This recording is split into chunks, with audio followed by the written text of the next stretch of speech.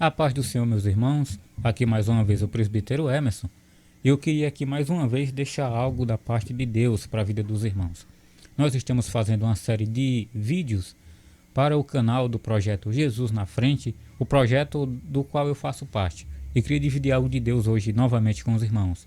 Irmãos, estou aqui com a minha velha e boa Bíblia de papel. Eu queria deixar uma palavra aqui que está em Atos, no seu capítulo 2, a partir do seu versículo 1.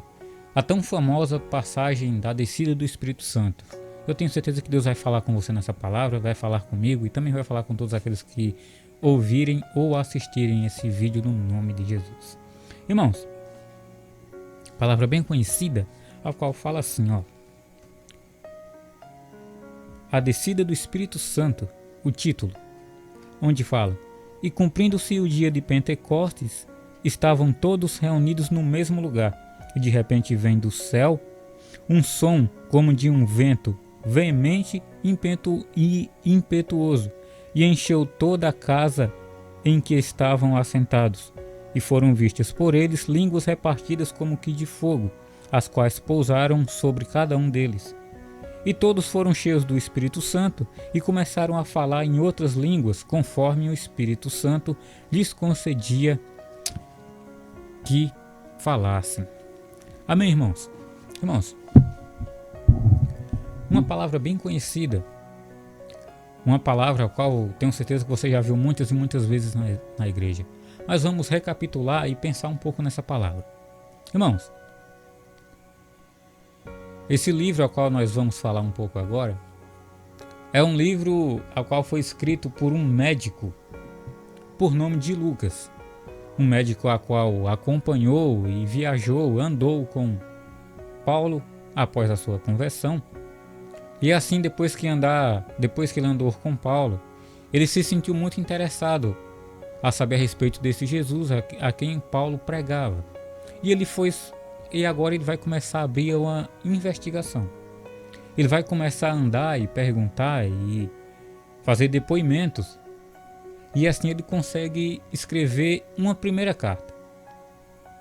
Onde nessa primeira carta ele vai falar a respeito do nascimento, dos milagres, da morte e da ressurreição de Jesus Cristo, a qual esse livro ele dá o nome, a gente deu o nome de Evangelho segundo Lucas. E agora na sua segunda carta ele está escrevendo para um certo Teófilo, onde no capítulo 1 de Atos, no começo da sua carta, ele vai escrever assim: já fiz o primeiro tratado, ó Teófilo, acerca de tudo quanto Jesus começou não só a fazer, mas também a ensinar. E agora Lucas vai falar que por um período de 40 dias, Jesus fica presente com os discípulos após ressurreição. Isso mesmo. Jesus foi morto, se cumpriu a promessa a qual os profetas diziam que ele havia de ressuscitar, e agora ele ressuscitou. E ele fica por 40 dias dando ensinamentos a respeito da palavra de Deus. A palavra fala que ele fica ensinando as coisas que se referem ao reino dele. E deixa eu te falar uma coisa já. O reino de Deus parece algo complexo, mas também é algo muito simples. Jesus fica 40 dias ensinando o que os discípulos deviam fazer para chegar até esse reino. E você quer saber como que o reino de Deus é? Tem como a gente saber? Não. A gente só vai conhecer quando a gente chegar lá. Só que muitas das vezes as pessoas, por meio de uma teologia, querem deixar o reino de Deus muito complicado. O reino de Deus não é complicado, ele é muito simples. Sabe por quê? Quando Jesus queria falar a respeito do reino de Deus, ele sabia que se ele falasse as palavras que realmente eram, as pessoas não iam entender. E por isso que ele usava as parábolas. Você quer um exemplo? Jesus reunia as pessoas e começava a falar assim, vou contar uma história para vocês. Era uma vez um homem que tinha 100 ovelhas. Aí, uma ovelha se perdeu. Então esse homem pegou as 99 ovelhas, colocou num lugar seguro e foi em busca dessa uma que tinha se perdido. E quando ele acha, ele coloca no seu ombro, coloca segura. Jesus conta a história e pergunta para os discípulos: entenderam? Eles falavam: entendemos. Ele falava: então, assim é o reino de Deus. Viu como o reino de Deus não é nada complicado? E daí Jesus vai ficar por 40 dias ensinando e falando sobre o reino de Deus. E quando chega ao término desses 40 dias, Jesus vai ser recolhido no céu. A palavra fala que estão todos em volta de Jesus numa espécie de despedida, onde Jesus, após falar, as últimas instruções eram o seguinte: fiquem em Jerusalém, até que do alto sejais revestidos. Jesus está falando a última promessa para eles. Fiquem em Jerusalém, até que do alto seja revestido. E é algo para os discípulos ficar pensando. Por quê? Porque dias atrás o ensinamento era: ide por todo mundo e pregar o evangelho. Ide por todo mundo e pregar o evangelho a toda criatura.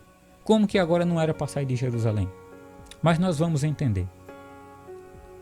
E após Jesus falar isso, a palavra fala que Jesus começa a subir e aparece 2 anjos e vão falar para aqueles homens que estão ali embaixo, olhando para cima, olhando para Jesus, e vão falar: varões galileus, por que estão olhando assim? Esse Jesus ao qual vocês estão vendo subir, brevemente irá voltar. E é exatamente isso que vai acontecer. Antes de eu conhecer a Jesus, eu só tinha uma certeza na minha vida: é que um dia eu iria morrer. Só que agora eu tenho 2. Uma é que um dia eu vou morrer. E a segunda certeza é que eu sei que Jesus vai voltar. Isso eu tenho a mais plena certeza da vida, que o nosso Jesus está breve de voltar. E os discípulos vão ficar em Jerusalém esperando a promessa do Espírito Santo. Até que Pedro tem uma ideia. Pedro reúne todo mundo e fala: olha, é o seguinte, precisamos colocar alguém no lugar de Judas, o traidor. Porque o ministério de Judas tinha que ser preenchido. Pedro entendeu assim. Então agora todos vão se reunir e vão lançar a sorte sobre 2 pessoas: José e Matias. E a palavra fala que a sorte cai sobre Matias. E Matias agora é escolhido como um dos 12 discípulos, completando o time novamente. E deixa eu te falar uma coisa. Sabe o que é que Deus fala com isso? Sabe por quê? Sabe por que Pedro naquele dia fez um discurso e pediu que colocasse alguém no lugar de Judas? É muito simples. Porque tem um chamado na vida de Judas. Tinha um propósito para Judas. Lógico, um tinha que ser escolhido para o trair. Foi Judas. Só que ele tinha um chamado, ele tinha um propósito. E muitas das vezes é assim que acontece na nossa vida, sabia? A gente tem um chamado, a gente tem um propósito na nossa vida, a gente sabe o plano que Deus tem na nossa vida. E a gente não quer exercer o nosso chamado. Mas deixa eu te falar uma coisa. Se na obra do Senhor você não fazer aquilo a qual Deus designou para você, Ele pode tirar você e colocar outro no seu lugar. É exatamente isso que Ele fez com Judas. Agora o time está completo novamente.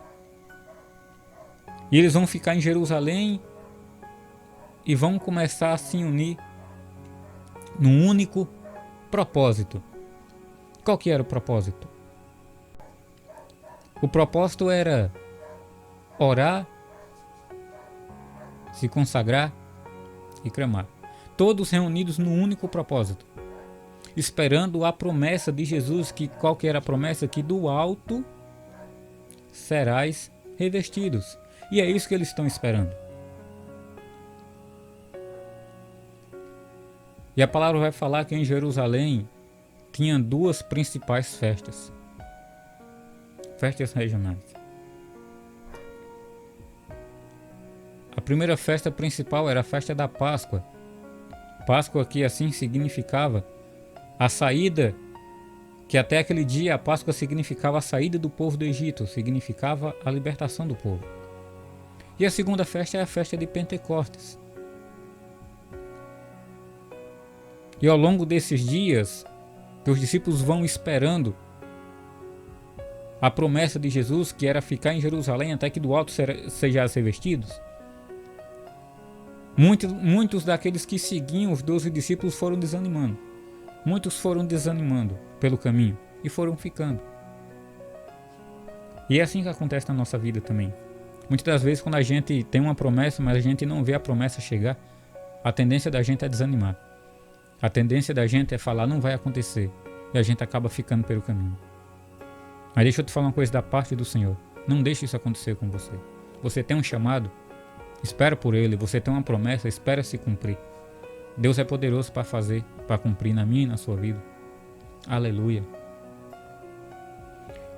E a palavra vai falar que muitos vão desanimar, mas vão sobrar aproximadamente 120 pessoas. E no dia de Pentecostes eles estão reunidos em um único lugar. A palavra fala que estão todos reunidos em um único lugar, em um só propósito, unânimes em oração, buscando pela mesma coisa. O que era? Era material? Era financeira? Não. Revestimento do céu. Porque eles sabiam que só através do revestimento de Deus as demais coisas eram possíveis. E agora eles vão estar orando e a palavra fala quando de repente. E é assim que acontece, é assim que Deus faz na nossa vida, é no de repente. Por coincidência, não por coincidência, porque Deus gosta de encaixar as coisas. A tradução de Pentecostes significa festa da colheita. E chegou o dia deles colherem aquilo que eles tinham plantado na obra do Senhor. Estão todos unânimes, perseverantes, unidos no mesmo propósito, na mesma oração, quando de repente desce do céu algo extraordinário.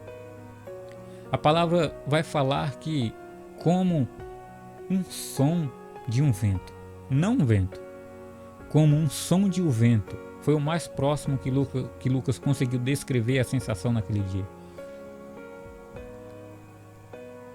Como de um som forte, veemente e impetuoso, encheu toda a casa. E a partir daí todos que estavam dentro daquela casa foram cheios do Espírito Santo e começaram a falar em outras línguas.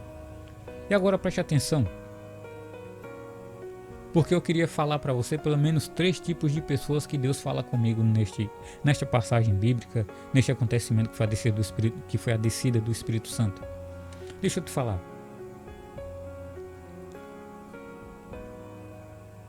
O primeiro grupo de pessoas que Deus fala comigo é os desacreditados. São as pessoas que não acreditam no poder de Deus. Não acreditam na manifestação do Espírito Santo. Porque a palavra fala que eles começam a falar em outras línguas e as pessoas que estão em volta, porque tinha pessoas de todas as partes do mundo ali. Festa de Pentecostes vinha pessoas de todas as regiões do mundo para Jerusalém. Pelo menos aqueles que seguiam o judaísmo. E eles começam a ouvir aquilo e começam a falar, eles estão cheios de mosto. Ou seja, essas horas já estão bêbados. Beberam muito vinho. Estão falando coisa que a gente não entende. E muitas das vezes tem gente assim na igreja, sabia? Muitas das vezes uma pessoa ela é cheia do Espírito Santo. Muitas das vezes uma pessoa é cheia de Deus na vida.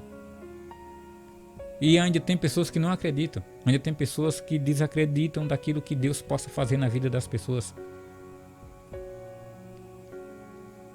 Você que sabe que você é cheio de Deus, você que sabe que você tem uma vida em comunhão com o Senhor, liga para essas pessoas não. Ore por elas. Peça para que Deus mostre o mesmo poder que mostrou para você, que mostre para essas pessoas também. O segundo grupo de pessoas que Deus me fala nessa palavra são as maravilhadas. Como assim? São aquelas pessoas que falaram assim naquele dia. Não, eles estão falando outras línguas, mas são conforme as nossas línguas, conforme o nosso idioma. Estão falando das maravilhas de Deus. E hoje na igreja tem isso aí também. Tem pessoas que ficam maravilhadas, pessoas que até acham bonito, pessoas que até acham interessante, pessoas que até acham uma maravilha ver pessoas serem cheias de Deus, serem cheias do Espírito. Só que não se aprofundam, não buscam, não clamam por isso. A pessoa não mergulha no oceano do Espírito para também ser cheia. Ela acha bonito os outros serem cheios, mas ela mesma não quer ser cheia.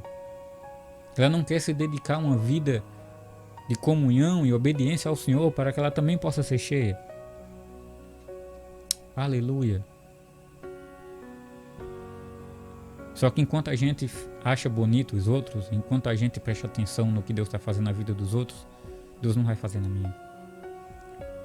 Deus só vai fazer na minha e na sua vida quando a gente começar a fazer parte do terceiro grupo de pessoas que Deus me deu. Qual que é o terceiro grupo? Esse é meu preferido. São os cheios. São aqueles que resolveram esperar a promessa de Deus. São aqueles que resolveram esperar aquilo que Jesus tinha prometido, que do céu serais revestidos. Aleluia. Como eu amo esse Jesus. Jesus é muito bom, irmãos. Você quer ser cheio do Espírito Santo? Obedece a Ele. Se aprofunda mais. Come mais da palavra de Deus. Prega mais, louva mais, ora mais, clama mais, jejua mais. Que eu tenho certeza que Deus vai mostrar a grandeza do seu poder para você. Amém? E você quer saber o resultado disso aí? Você quer saber o resultado de ser cheio de Deus? Muito simples. Capítulo em seguida. Atos, capítulo 3. A palavra vai falar que Pedro e João saem do dia de Pentecostes. Pensa em dois homens pingando azeite, cheios do Espírito Santo. Eles vão subir até o templo, a hora da oração, a hora nona, que é equivalente às 3 horas da tarde. E no meio do caminho vão achar um paralítico. Agora deixa eu te falar uma coisa. Esses homens eram seguidores de Jesus, sim.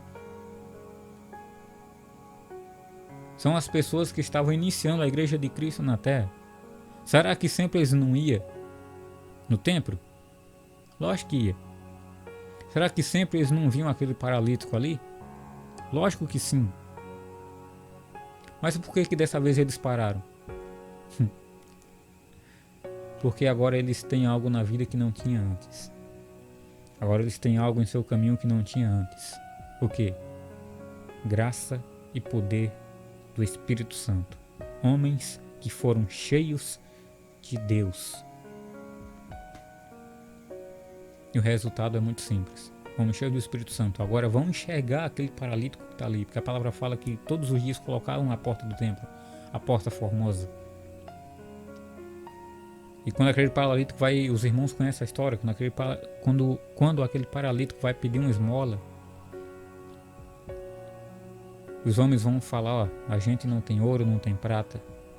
Ou seja, a gente não tem aquilo que você quer. Mas a gente tem aquilo que você precisa. Em nome de Jesus, levanta e anda. Eles pegam pela mão e o colocam de pé. E aquele homem sai saltando, pulando, engrandecendo e adorando o nome de Deus. E deixa eu te falar uma coisa. Esse é o resultado de quem é cheio de Deus na vida. Jesus nos separou para fazer a diferença nesse mundo. Jesus nos separou para fazer a diferença na história de muita gente. O mundo lá fora precisa de nós. O mundo lá fora precisa de discípulos que sigam de verdade ao Senhor. Eu quero te convidar, assim como eu também, eu e você, que nós possamos aprender mais do Senhor, que nós possamos seguir Ele verdadeiramente, que nós possamos nos aprofundar mais na poderosa palavra dele, porque lá fora tem muitas pessoas, tem muitos paralíticos espiritualmente que precisam ouvir da palavra de Deus, e Deus tem escolhido eu e você para levar essa palavra, para levar esse evangelho. Amém, meus irmãos? Queria fazer uma pequena oração. Se você puder, feche seu olho e agradeça a Deus junto comigo. Deus maravilhoso e santo, Pai querido e amado Senhor, Deus, mais um dia, meu Pai, eu te agradeço por mais uma rica palavra a qual o Senhor tem nos dado, Senhor.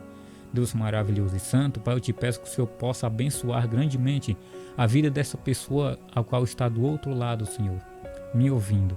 Pai, que o Senhor possa entrar com providência na vida dela. Pai, que o Senhor possa atender as petições dela, Senhor.